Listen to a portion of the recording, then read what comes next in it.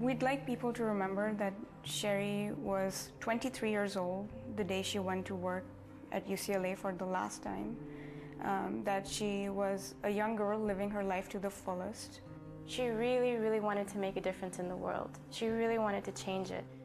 Sheharbano Sanji, Sherry to her friends, was employed as a laboratory research assistant at the University of California, Los Angeles. She had just received her bachelor's degree in chemistry and was applying to law schools. On December 29, 2008, Ms. Sanji was transferring a highly reactive chemical when some of it sprayed onto her hands and synthetic sweater and spontaneously ignited. Sherry's older sister, Naveen Sanji, now a surgical resident at Harvard, recalls the day of the accident.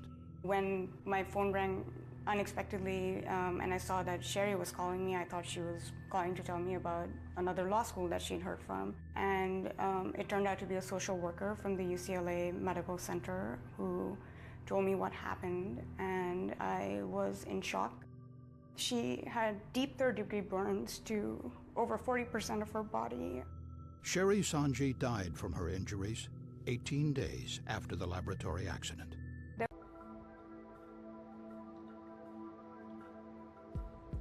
On December 29, 2008, when most of the campus was closed for holiday vacation, Sherry Sanji was working on a research project at the UCLA Chemistry Department. According to a report by California State OSHA, Ms. Sanji was using a syringe to transfer a solution of tertiary butyl lithium, a dangerous pyrophoric chemical that ignites spontaneously on contact with air. Somehow, the plunger came out of the syringe barrel. The chemical was exposed to air. It caught on fire. She also had an open flask of a flammable solvent in the hood where she was working. She knocked that over. That caught fire as well.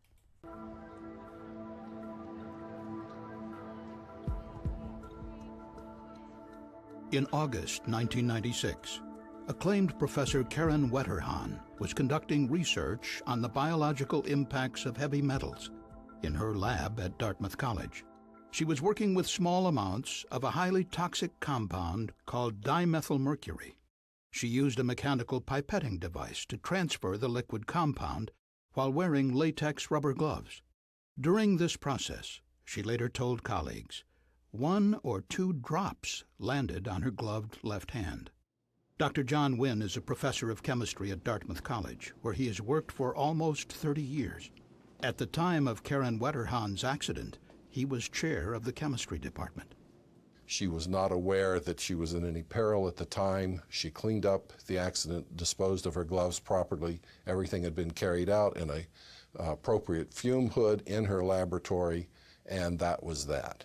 The spill was not considered by her significant enough to report. She was in no danger as far as she knew. At the time, Professor Wynn said, no one in the department knew that dimethylmercury could seep through the latex rubber gloves worn by Professor Wetterhahn. But 5 months later, in January 1997, she began to show serious neurologic symptoms as her balance, gait, and speech deteriorated rapidly. Despite medical treatment for heavy metal poisoning, 3 weeks later she became unresponsive and died in June 1997. In January 2010, 2 graduate students at Texas Tech University were conducting research on energetic or explosive compounds, funded by the U.S. Department of Homeland Security.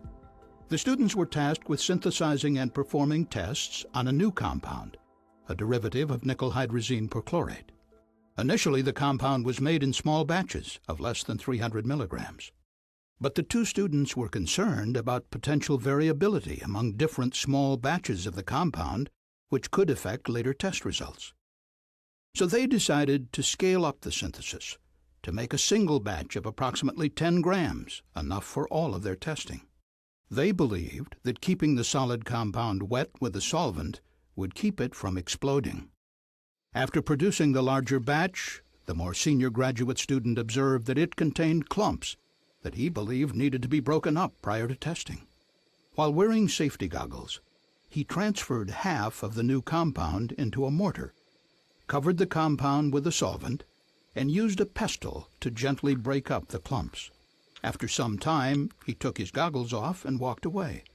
A short time later, he decided to stir the compound once again. He did not replace his goggles. As the pestle pressed against the compound, it detonated.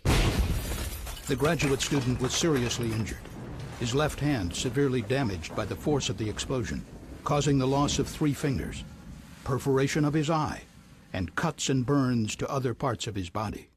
Post-accident photos and video show extensive damage as the explosion fractured the lab bench, shattered bottles, and sprayed the lab with projectiles.